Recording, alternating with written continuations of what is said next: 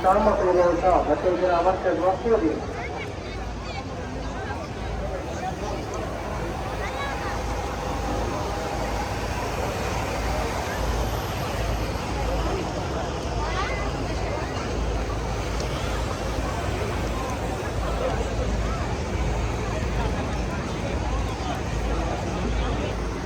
जी बिल्कुल जो कोई देख रहे हो बिल्कुल सही देख रहे हो। मैं रहते हैं सही है ते मैं क्या बिना बोले तो ब्लॉग स्टार्ट करिए ते जेड़ा अगले जेड़ा ब्लॉग वेख्या ओहदे च भी कोई नहीं आवाज़ शवाज़ सही है।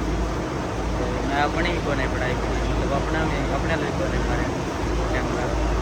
बाकी जनाब आए रहते कम आज सही है ते टाइम तकरीबन हो गया ना 12:45 सही है।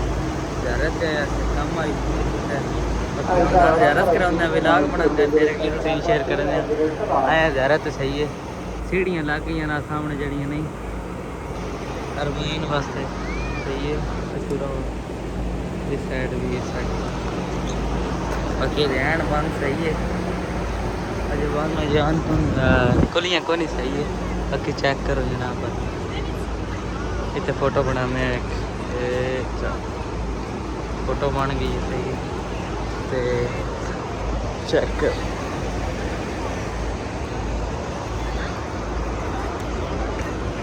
लाइटा जड़ियाँ रत्तियाँ ने अजे तक सही है। अरबाइन तो बाद जाके साबित हसन सही है।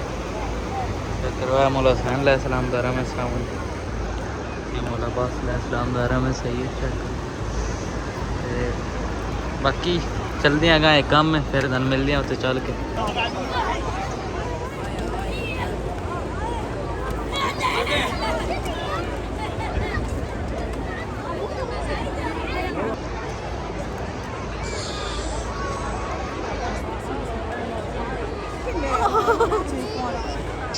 बाकी रश बड़ा है इस वजह जाने मैं कैमरा अपने अल्लाह करता पे सही है क्योंकि रश बड़ा है। बाकी ज़रूरत हो जाके फिर करना गल करते हैं सही है। वेलकम बैक जी आ गए दुकान ते सही है सीधा। बाकी तुसी व्लॉग वेखना ज़रूरत सही ज़रूरत गए हफ्ते व्लॉग बनाया ही बाकी ते हाँ कुल्फी लियां हम चलते हैं घरे हल टाइम वेदे की हो गया जान हो गई घड़ी ऑन हो गई 2:26 हो गए सही हूँ जब सोने सुबह फिर 8:30 बजे कम्मे थे सही है। बाकी मैं कॉल करता था भाई दरवाज़ा खोलते अंदर होने सही है।